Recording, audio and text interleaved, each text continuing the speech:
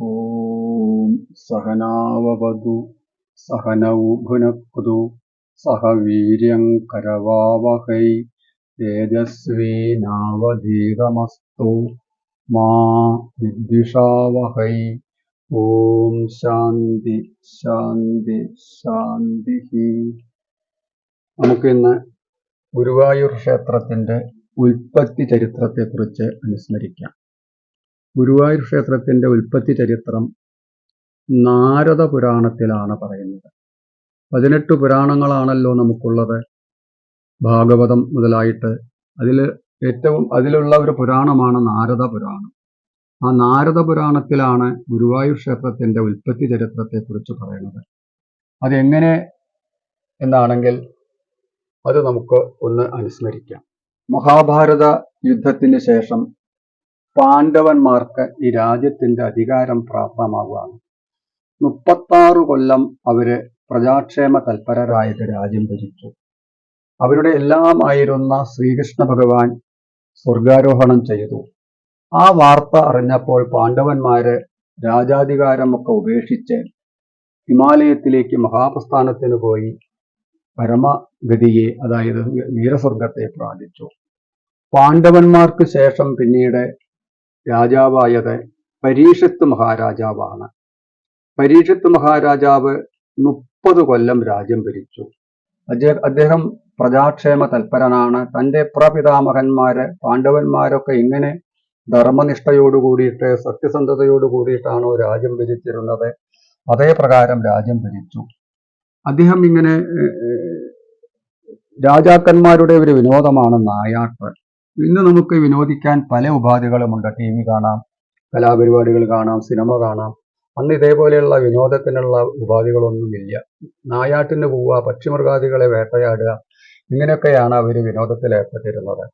അപ്പൊ അങ്ങനെ കാട്ടിലേക്ക് പോയി അങ്ങനെ സഞ്ചരിച്ചു കൊണ്ടിരിക്കുമ്പോഴാണ്, വേട്ടയാടിക്കൊണ്ടിരിക്കുമ്പോഴാണ് അദ്ദേഹം കൂട്ടത്തിൽ നിന്ന് വേർതിരിഞ്ഞ് ഒറ്റപ്പെടുന്നത്. അങ്ങനെ ഒറ്റയ്ക്ക് പോകുന്ന രാജാവിന് ദാഹം വരുന്നു. കുടിക്കാൻ വെള്ളം കിട്ടണം. വെള്ളം അന്വേഷിച്ച് അങ്ങനെ പോകുമ്പോൾ ഒരു മഹർഷി തപസ് ചെയ്യുന്നുണ്ട്. ശമീകൻ എന്നു പേരായ മഹർഷി തപസ് ചെയ്യുന്നതിന്റെ ആശ്രമത്തിലെത്തി. അദ്ദേഹം കണ്ണടച്ചുകൊണ്ടാണ് ഈശ്വരധ്യാനം ചെയ്യുന്നത്. അദ്ദേഹത്തിന്റെ അടുത്ത് ചെന്ന്, ഞാൻ മഹാരാജാവാണ്, എനിക്ക് ദാഹിക്കണു, ദാഹജലം തരൂ എന്ന് പറഞ്ഞു. അപ്പൊ രാജാവ് മഹർഷി ധ്യാനത്തിൽ ഇരിച്ച കാരണം ഇതൊന്നും കേട്ടില്ല. അപ്പൊ രാജാവ് വിചാരിച്ചു, ഇദ്ദേഹം തന്നെ ധിക്കരിക്കുകയാണ്, രാജാവായ തന്നോട് അപമര്യാദ കാണിക്കുകയാണ് എന്ന് ധരിച്ച് ഒരു ചത്ത പാമ്പ് കാട്ടു കടന്നിരുന്നു. അതിനെ വില്ലുകൊണ്ട് തോണ്ടിയെടുത്ത് ഈ മഹർഷിയുടെ കഴുത്തിലിട്ട് അദ്ദേഹം രാജധാനിയിലേക്ക് തിരിച്ചു പോവുകയാണ്. അങ്ങനെ പോയി കഴിഞ്ഞപ്പോൾ ഈ മഹർഷിക്ക് ഭൃങ്കി എന്നു പേരായ ഒരു പുത്രനുണ്ട്. ഒരു 12 വയസ്സ് പ്രായമായിട്ടുള്ളൂ. സമപ്രായക്കാരായിട്ടുള്ള കുട്ടികളോടുകൂടി കാട്ടിൽ കളിച്ചു കൊണ്ടിരിക്കുകയാണ്. ആ കുട്ടിയുടെ അടുത്ത് കൂട്ടുകാർ വന്ന് പറഞ്ഞു, ഭൃങ്കി, നീ ഇതൊന്നും അറിഞ്ഞില്ലേ? നിന്റെ അച്ഛൻ്റെ കഴുത്തിലെ ആ പരീക്ഷത്ത് മഹാരാജാവ് ചത്ത പാമ്പിനെ ഇട്ടിട്ടുള്ള ചരിത്രമൊന്നും നീ അറിഞ്ഞില്ലേ ചോദിച്ചു. ഈ കുട്ടി ഇതാണ് കേട്ടപ്പോൾ കുട്ടിക്ക് കലശലായ ദേഷ്യം വരുന്നു. ഉടനെ തന്നെ ആ രാജാവിനെ ശപിക്കുകയാണ്. എന്റെ അച്ഛന്റെ കഴുത്തിലെ ചത്ത പാമ്പിനെ ഇട്ടിട്ടുള്ള പരീക്ഷത്ത് രാജാവ് ഇന്നേക്ക് 7-ാം ദിവസം തക്ഷകൻ കടിച്ചു മരിക്കട്ടെ എന്ന് പറഞ്ഞുകൊണ്ട് ശപിക്കുന്നു. ആ ശാപം രാജാവിനെ മഹർഷി അറിയിക്കണു. പിന്നീട് ആകെ രാജാവ് വിഷമത്തിലാവുന്നു. രാജാവ് ഗർഭത്തിലിരിക്കുമ്പോൾ തന്നെ അശ്വത്ഥാമാവിന്റെ ബ്രഹ്മാസ്ത്രമേറ്റ് ജീവൻ പോയതാണ്. ഭഗവാന്റെ കാരുണ്യത്താലാണ് താൻ പിന്നീട് ജീവിച്ചത്. എല്ലാം ഉപേക്ഷിച്ച് സർവസംഘ പരിത്യാഗം ചെയ്ത് ഗംഗാതീരത്ത് വന്ന് 7 ദിവസം ഭഗവാനെ സേവിച്ചങ്ങനെ കഴിയാൻ തീരുമാനിച്ചു. അപ്പൊ അദ്ദേഹത്തിന്റെ അടുത്തേക്ക് അനവധി ആളുകൾ വന്നു. അങ്ങനെ അവരോടൊക്കെ മരണത്തിൽ നിന്ന് രക്ഷപ്പെടാനുള്ള മാർഗങ്ങളെ ചോദിക്കണു. ആ സദസ്സിലേക്ക് ശ്രീശുക ബ്രഹ്മർഷി എഴുന്നള്ളി ഭാഗവതം കേൾപ്പിക്കണു. രാജാവിന് മോക്ഷം ലഭിക്കണു. അപ്പൊ പരീക്ഷത്ത് മഹാരാജാവ് ഈ അപമൃത്യു പ്രാപിച്ചത് ഇപ്പൊ ഈ തക്ഷകൻ കടിച്ചിട്ടാണ്. പരീക്ഷത്തിന് ശേഷം രാജാവായത് അദ്ദേഹത്തിന്റെ പുത്രനായ ജനമേജയനാണ്. ജനമേജയൻ രാജാവായപ്പോൾ തന്റെ അച്ഛന്റെ മരണത്തിന് കാരണമായിട്ടുള്ള സർപ്പങ്ങളെയൊക്കെ നശിപ്പിക്കാൻ വേണ്ടി വലുതായിട്ടുള്ള സർപ്പസത്രം നടത്തുവാൻ തീരുമാനിക്കുകയാണ്. നിരപരാധികളായിട്ടുള്ള സർപ്പങ്ങൾ വന്ന് ആ യാഗാഗ്നിയിൽപ്പെട്ട് ഇങ്ങനെ വെന്തുരുകി ചാവാൻ തുടങ്ങി. അനവധി സർപ്പങ്ങൾ അഗ്നിക്കിരയായി കഴിഞ്ഞു. അപ്പൊ ഇങ്ങനെ സർപ്പസത്രം ഒരു ഉപദ്രവവും ചെയ്യാത്ത അല്ലെങ്കിൽ ആർക്കും ദ്രോഹം ചെയ്യാത്ത സർപ്പങ്ങളാണ്, നിരപരാധികളാണ് ഇപ്പൊ മൃത്യു വരിക്കുന്നത്.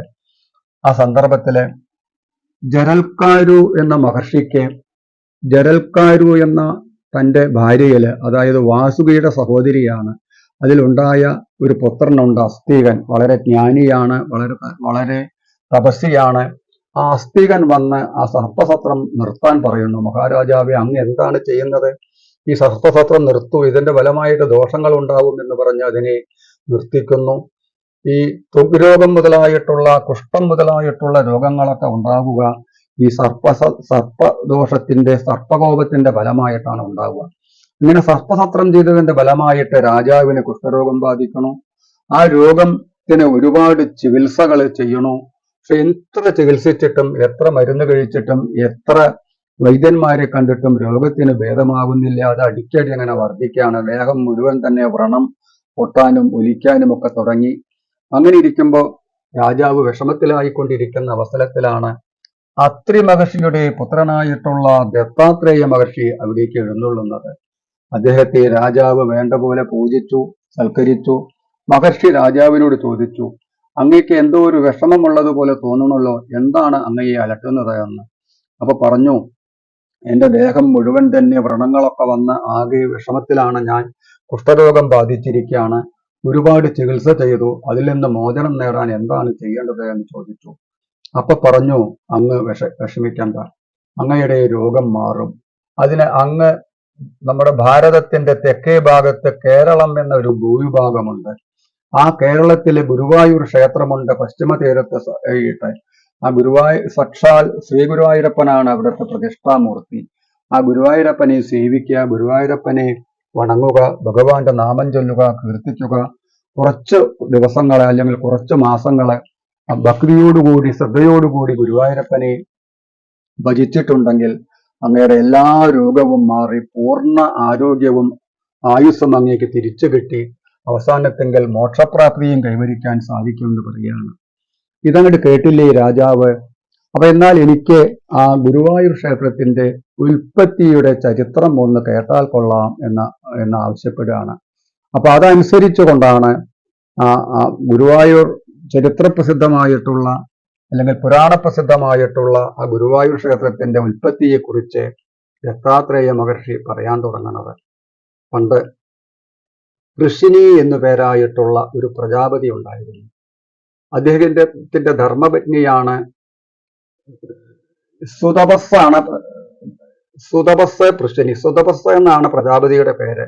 അദ്ദേഹത്തിന്റെ ധർമ്മപത്നിയുടെ പേരാണ് പൃഷിനി. അവർ വിവാഹം കഴിച്ച് അങ്ങനെ കഴിഞ്ഞുകൂടുകയാണ്. എല്ലാ സൗഭാഗ്യങ്ങളും അവർക്കുണ്ട്. ജ്ഞാനം, തപസ്, വിദ്യ, ധനം, ഉയർന്ന കുലത്തിലുള്ള ജനനം ഒക്കെ ഉണ്ടെങ്കിലും ശരി, ഒരു ദുഃഖം അവരെ അലട്ടുകയാണ്. അവർക്ക് സന്താനങ്ങളില്ല. സന്താനമുണ്ടാവാൻ എന്താണ് ചെയ്യേണ്ടത് എന്നറിയാതെ അവർ വിഷമിക്കുകയാണ്. ബ്രഹ്മദേവനെ കുറിച്ച് അവർ ആ തപസ് ചെയ്തു. അതികഠിനമായിട്ടുള്ള തപസ്സിന്റെ ഫലമായിട്ട് ബ്രഹ്മദേവൻ അവരുടെ മുമ്പിൽ പ്രത്യക്ഷനാകുന്നു. ബ്രഹ്മദേവൻ എന്താണ് നിങ്ങൾക്ക് ആവശ്യമായിട്ടുള്ളതെന്ന് ചോദിക്കുകയാണ്. ഞങ്ങൾക്ക് സന്താനങ്ങളില്ല, സന്താനമുണ്ടാവാൻ അനുഗ്രഹിക്കണമെന്ന് പറഞ്ഞു.